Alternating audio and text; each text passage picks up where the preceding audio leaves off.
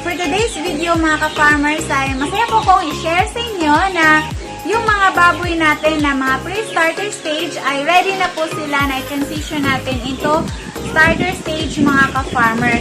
Kaunting-kaunti na lang po talaga yung naiiwan na pre-starter mga ka-farmers. 2 sako po yung budget natin na ipapakain sa ating mga siyam na baboy before po tayo mag-transition into starter stage.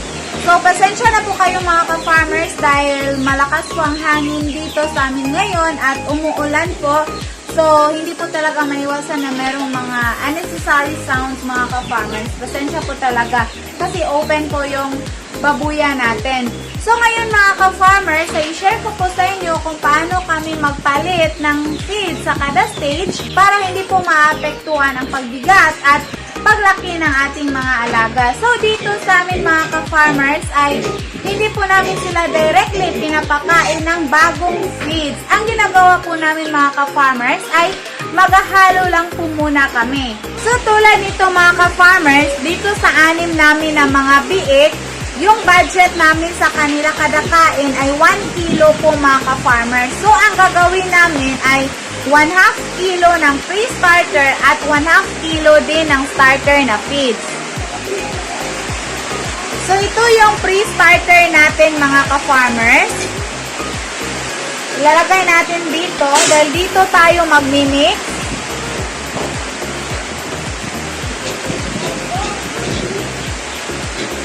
At ito din yung starter natin na feeds mga ka-farmers. The same brand po sila, Ultra Pack, at dito natin sila ihahalo.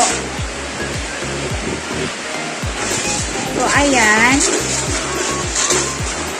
Ihalo natin mabuti mga ka-farmers. At ibigay na natin sa kanila.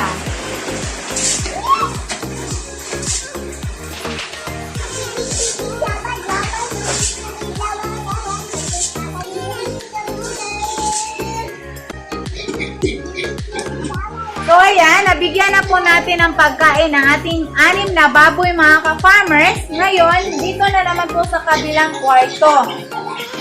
Magkaedad lang po sila mga ka-farmers, so sabay lang po sila ng pag-transition.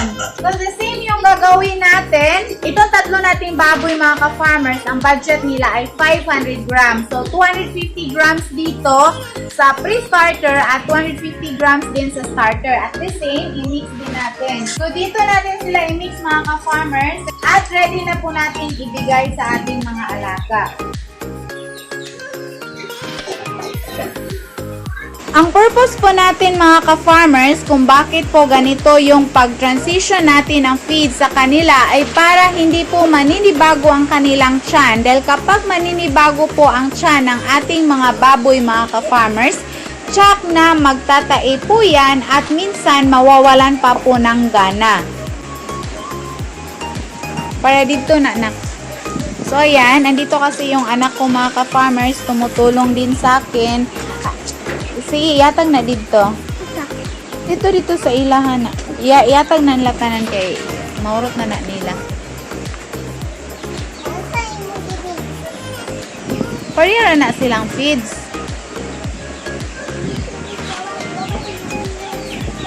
So, para sa ating ibang mga ka-farmers, kung mag-transition po kayo ng feeds, dapat hindi po ibibigay directly yung bagong feeds mga ka-farmers. Para maiwasan po yung mga posibleng problema na maninibago yung tiyan ng ating mga alaga. Dapat i-half-half po muna natin mga ka-farmers. So, ayan, makikita nyo po, kumakain lang po sila mga ka-farmers dahil minsan kapag directly yung bagong feeds yung ipapakain ninyo, hindi po yan kakainin nila. Alam nyo na mga ka-farmers, kahit na isang araw lang po yan na hindi kumakain ang ating mga baboy, ay malaki na po yung mababawas sa kanilang timbang. In fact mga ka-farmers, kapag ang baboy natin ay isang araw na hindi kumakain, mababawasan na po yung timbang nila at pwede po natin mababawi yung timbang nila sa loob ng 3 araw. So, imagine mga ka-farmers kung gaano katagal mababawi natin yung timbang nila sa 3 araw pa. So, sayang po mga ka-farmers. dapat magiging maingat po talaga tayo mga ka-farmers kapag nag-transition tayo ng feeds. Marami din kasi tayong mga ka-farmers na nagkakaproblema sa kanilang baboy kapag nagpapalit sila ng feeds mga ka-farmers dahil nawawalan po ng gana. Yung iba nagtatae, ganyan. So, dapat iwasan natin ang ganyang problema. Huwag nyo pong ipakain directly ang new feeds para hindi po maninibago ang tiyan ng ating mga alaga. Ayan. So, nag-aagawan pa sila mga ka-farmers. So, yung budget po namin para sa siyam na baboy ay 2 sako ng pre-starter mga ka-farmers. Din yung sa starter, dahil i-dispose ko po sila mid of March. So, middle of March, i-dispose na natin sila. Ang budget ko po sa kanila ay mga 1 sack na starter feeds. Binibigyan ko din kasi sila mga ka-farmers ng mga pagkain na pang-snacks tulad ng kangkong, talbos ng kamote para at least makasave din ako sa feeds mga ka-farmers. So, yan po ang update natin ngayon mga ka-farmers sa ating munting babuyan. At meron din tayong ibang mga ka-farmers na nag-comment ng kanilang katanungan sa ating mga videos sa ating YouTube channel. At merong iba na hindi ko po nasasagot at meron ding iba na nasasagot ko po. The same po mga ka-farmers sa aking Facebook page. Meron din akong mga ibang followers na nag-message at minsan hindi ko po sila ma-replyan agad dahil sa sobrang busy po mga ka-farmers. So, I apologize po na yung iba hindi ko ma-replyan at yung iba ay ma-replyan ko pero minsan late na po mga ka-farmers.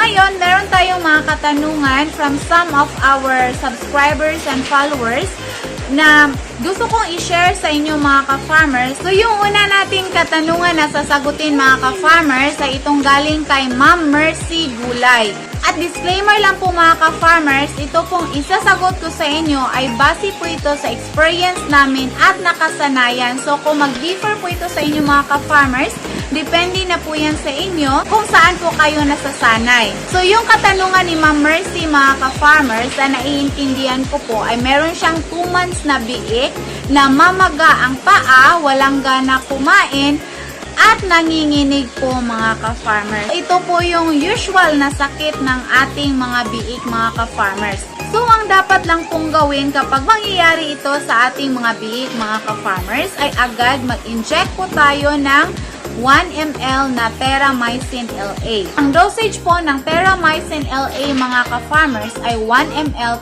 per 10 kilograms body weight. Kung ang mga baboy ninyo ay nasa estimated 10 kilograms pa po, so 1 ml lang po yung i-inject natin sa ganyan mga ka-farmers. Pero take note, kung hindi nyo po alam kung paano ang pag-inject, mas mabuti po na tumawag kayo ng technician sa mga feeds na ginagamit ninyo. At yung ikalawa nating sasagutin mga ka-farmers ay ang comment ni Ma'am Hilda Cajes. So sabi niya, bakit ganyan sila pakainin? Wala silang kainan. Ito po kasi yung nakasanayan namin mga ka-farmers dahil dry feeding lang po kami. So kampante po kami na sa sahig lang po sila papakainin. So, depende din yan sa inyo mga ka-farmers.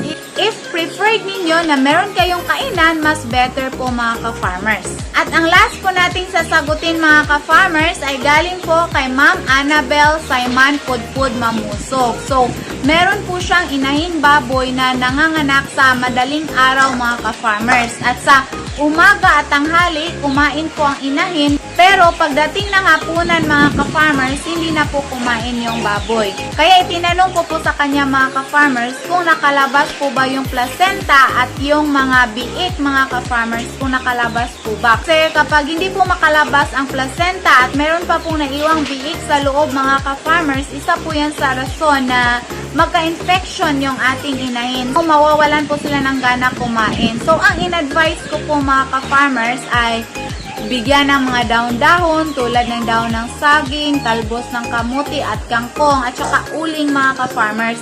Pero very sad na ayaw po talaga kumain ng inahin mga ka-farmers. So, nag-advise na lang po ako na injekan siya ng antibiotic. Any antibiotic mga ka-farmers. Pero yung sabi ko sa kanya, kung hindi niya pa po alam kung paano yung pag-inject ng antibiotic, mas mabuti po na tumawag ng mga technicians kasi sila yung actual na makakakita sa sitwasyon ng ating mga baboy, mga ka-farmers, and at the same time, maganda din yung gamot na ini-inject mga ka-farmers compared sa powder lang po. So yan lamang po yung nagiging advice ko po mga ka-farmers dahil kung malapit lang po sa akin yung mga iba ko pong mga subscribers or followers, pwede ko po silang tulungan. Pero mostly kasi sa aking mga followers and subscribers, nasa malayong lugar. So, yan lamang po ang mai-share ko for today's video mga ka-farmers. Sana po ay makatutulong sa inyo ang video ito,